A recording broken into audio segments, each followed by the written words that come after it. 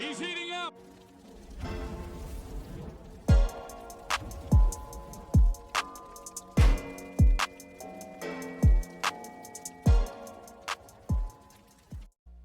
The game isn't even over yet. 115-88, 3.5 left in the fourth quarter. I am not going to waste my time the rest of my night trying to figure out what's going on with Boston. I'm not going to do that. It makes no sense. I'm a Heat fan.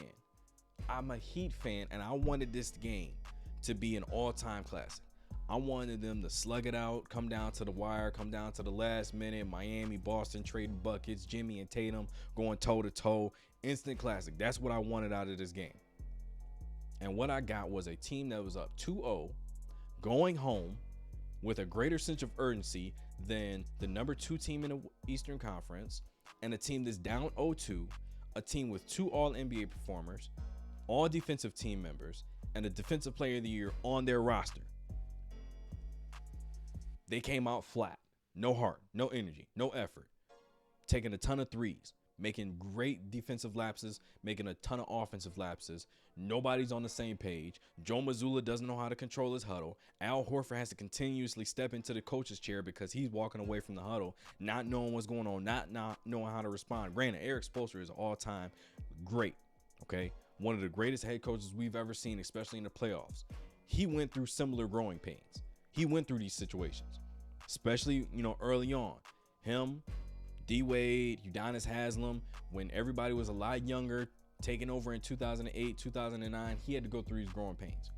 Never once did I get the sense that he was not going to bounce back in a game like this, in a situation where he needed his guys to respond, where he needed to be the voice in the huddle, and they were going to respond to him. There's no point in time in this game where I had the feeling that Boston was going to make a run and turn this game around. No feeling whatsoever. And here's the worst thing about it. I'm gonna read you the stats, okay? Bam Adebayo, he has 13 points and 3 rebounds. Jimmy Butler has 16 points, 8 rebounds, and 6 assists. They were not doing the damage tonight. It was not those two guys. It was not them. Now look at Boston, all right? You get 14 points, 10 rebounds from Jason Tatum. He goes 6 for 18. You get 12 points and 6 rebounds, 6 and 17 from Jaylen Brown. Nobody else gave you anything. Grant Williams, listen, I made a big thing about Grant Williams poking the bear.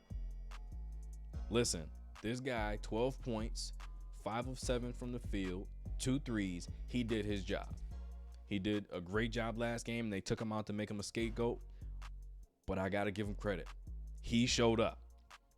The rest of his teammates, not so much. Now, one of the issues I do have with Joe Mazzulla, outside of the ones I already listed, he did not play his guys the entirety of the fourth quarter. I don't care what the score is. In that situation, I'm not pulling them until maybe 5 minutes, 6 minutes, maybe even 4 minutes left in the game, because I don't want them to have the idea in their head that they made us quit. That's literally the impression that it gives off. They made us tap out. They made us quit. So what you're telling me is this. Duncan Robinson, 22 points off the bench, 5-3, 7 over 11. 7 of 11 from Caleb Martin as well, 18 points. He's been going crazy this whole series. Gabe Vincent, their leading scorer, 29 points, 6 threes. Max Strus, 10 points, 2 threes. 16 points from Jimmy, 13 from Bam. But if you look at all the others, they dominated this game, especially from the three-point line. So you're telling me that the others made you quit tonight, made you tap out, made you give up. Now listen, the first half, it is what it is, all right? I've never once gotten the sense that one team or the other team was going to win the game in the first half. Every single time Miami has played Boston, the third quarter has been the biggest difference.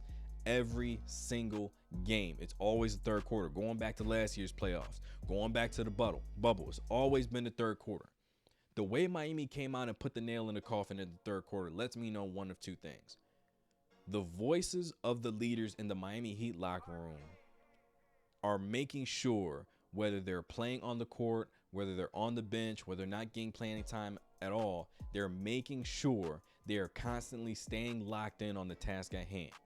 Boston, from their leaders, okay, you have Al Horford, you have Marcus Smart, Their words are only going to carry so much weight when the superstars, the best players on the team, Jason Tatum and Jaylen Brown, are not involved in helping lead that charge.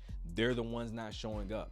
They're the ones not showing any energy and effort. They're not showing any intensity. They're spending most of their time talking back and forth with the referees, looking for calls, not getting back on defense, not contesting shots, not making good passes, step back three after step back three. When you're not getting the shots that you want, you need to find your way to the free throw line. And this is what's killing Boston right now. When you take bad shots and then you don't get back on defense in transition and you're still complaining to the refs, that means you're not locked in on the task at hand. 125-95 right now, a minute left in the fourth quarter. There's no excuse for this performance. There's none. Even in Boston's waning years with Doc Rivers, Rondo, KG, Pierce, Ray Allen, all those guys, I can expect a much better performance from them.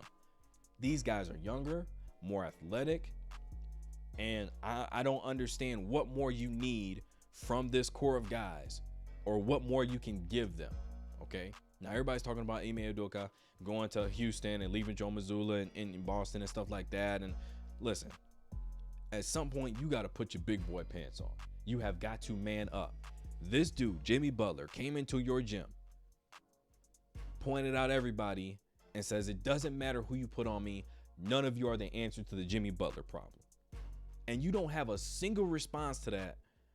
And then you come into this game and you still don't have a response to that. Jason Tatum and Jaylen Brown should be ashamed of themselves, okay? I don't care how much money they make. I don't care what all NBA teams they're on. I don't care what all NBA defensive teams they're on.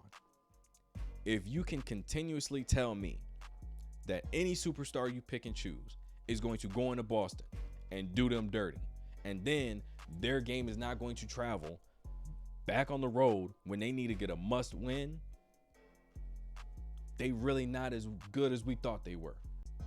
Jimmy Butler is that guy, and tonight he didn't even need to score 20 plus to be that guy. He's just the loudest voice in the room. He told the story from, I think it was 2018, 2019, when Dwayne Wade, no, further back than that. 2017, 2018, I think around there. When D Wade was in Chicago, him and Rondo, all right, with Jimmy Butler, they take a 2-0 lead against Boston, and they lay the egg the rest of the series. They lose that series 4-2. He told that story and said, we're not going to do that tonight. We're not going to let that happen in this series. And they made sure they got the job done. 128-102, Miami Heat take a 3-0 lead. Boston, y'all got some explaining to do. Get this video a like, subscribe to the channel. Heat Nation, we up 3-0. Put the kids to bed. It's a wrap. He's eating